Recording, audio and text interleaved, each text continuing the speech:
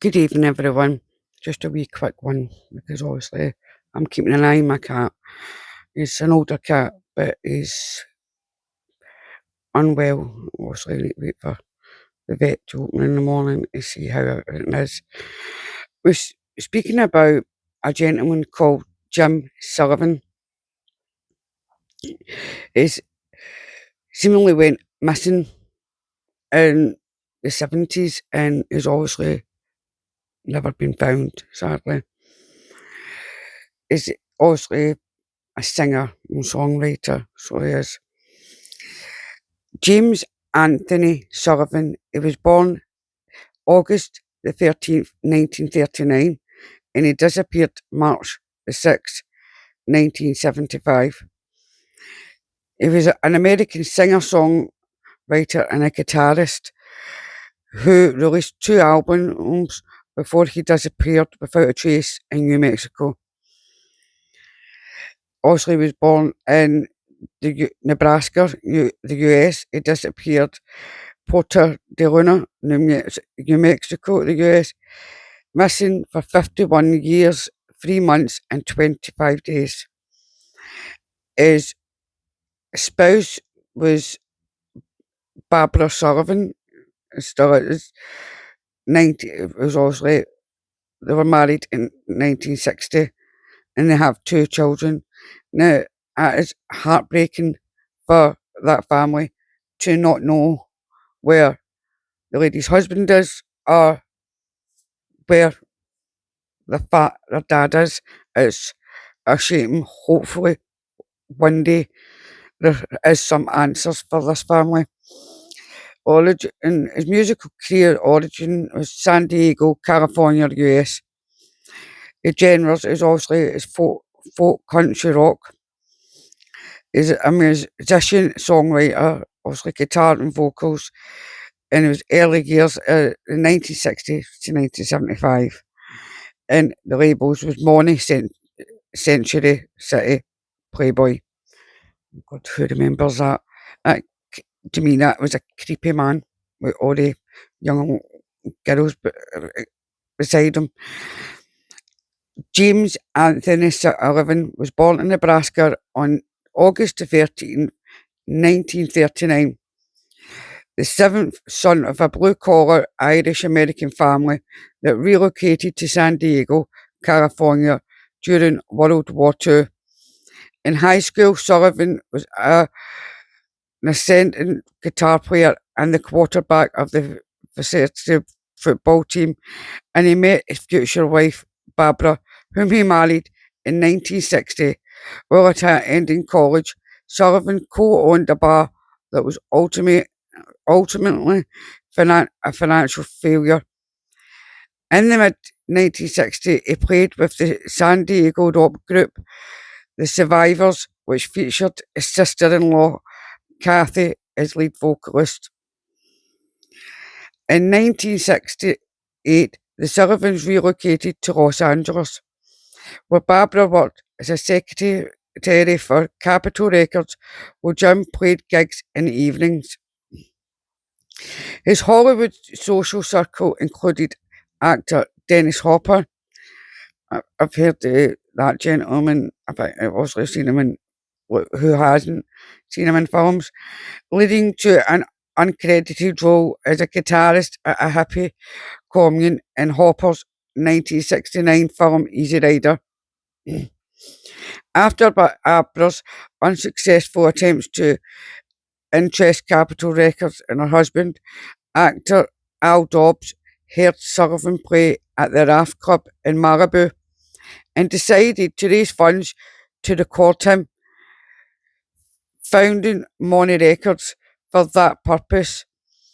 In 1969, Sullivan released the album UFO, recorded with keyboardist Donny Randy, drummer Errol Palmer, and bassist Jimmy Bond, all members of the Wrecking Crew. Although its psychedelic country folk stylings drew parallels to Gene Clark and Joe South, the album made little impact, nor did a remix version released by Century Records in 1970. In 1972, Sullivan released a second album, Jim Sullivan, on Playboy Records. Like its predecessor, it failed to attract interest, but this time Sullivan's professional struggles led to marital difficulties, and Jim and Barbara separated. Their plan was for Jim to relocate to Nashville, Tennessee, and once he re-established his career, he would send for Barbara and their two children. Sullivan left Los Angeles on March the 4th, 1975, to drive to Nashville alone in his Volkswagen Beetle. The next day, Sullivan was pulled over by police on suspicion of driving under the influence. After passing a sobriety test, he checked into La Mesa Motel in Santa Rosa, New Mexico. After checking in, Sullivan purchased a bottle of vodka at a liquor store and left town in his car. Sullivan was seen the following day some 26 miles, 42 kilometres south of Santa Rosa, near Porto Luna, at a remote ranch owned by the Giannetti family. His abandoned car was later found nearby, which contained his money, papers, guitar, clothes, and a box of his unsold records. Despite extensive searches by law enforcement and his family, Sullivan was never seen again. Shortly after his disappearance, a decomposed body resembling Sullivan was found in a remote area several miles from where he was last seen, but it was determined not to be him. Over the years, Sullivan's disappearance has vastly attributed to sadly taking his own life, foul play involving the police or the mafia and alien abduction. His wife, Barbara Sullivan, died in November 2016. So none of them, she's passed away, not knowing where her late husband was. Sullivan's records, especially UFO, developed a cult following in later years, partly because of their rarity and obscurity.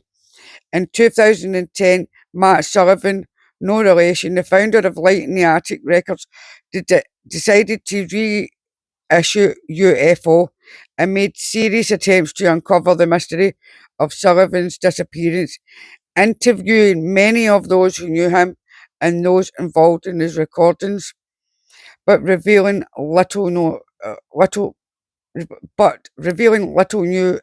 information. The album was issued on CD in 2011. The release of the album and the resulting media coverage sparked new interest in Sullivan and his work. And it's funny, I came across actually Jim Sullivan just by chance. Just I was searching for something else, and up he popped, and I listened to some of his music, and I actually really enjoyed it. So it's like, if you get a chance, listen to some of his music. It's good. I've actually posted one of his songs on my shorts, so if you want, you can go over and have a wee listen. Sadly, the shorts not that long.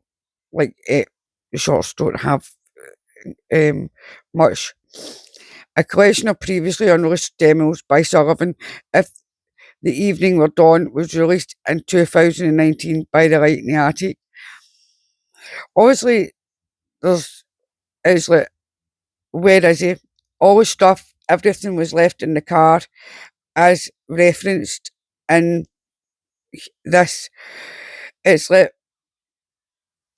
did something happen to him badly? Did he just wander off and get into trouble with some locals? Or it's like, see if you know something, please inform somebody, because you've got to remember his children will be wondering where he is. Obviously, he'll be in age now.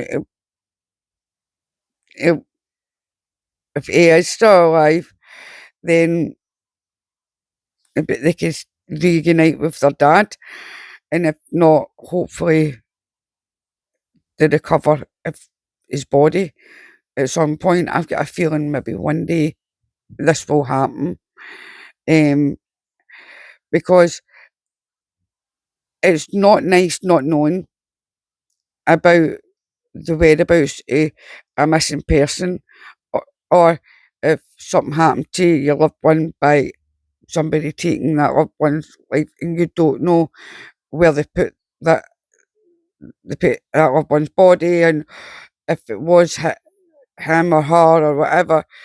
It's like there's always that you just want the answers, and it's a closure that these families need and deserve, to be honest with you, And I hope and pray that this family, Jim Sullivan's family, get the answers and the closure they truly deserve. I mean,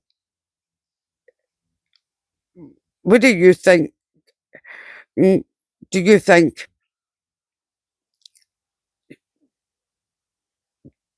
something in the sky decided to take him, or it was something he followed a cult somewhere and left everything? Or what do you think? There's so many questions and very little answers. So I'm going to leave it there. Please stay safe. And as I say, stay safe, living light, be the light, you are the light, and spread that upon others. Don't spread hate, spread love, and be nice and kind. Always be nice and kind to each other. Okay? Love and light, and good night.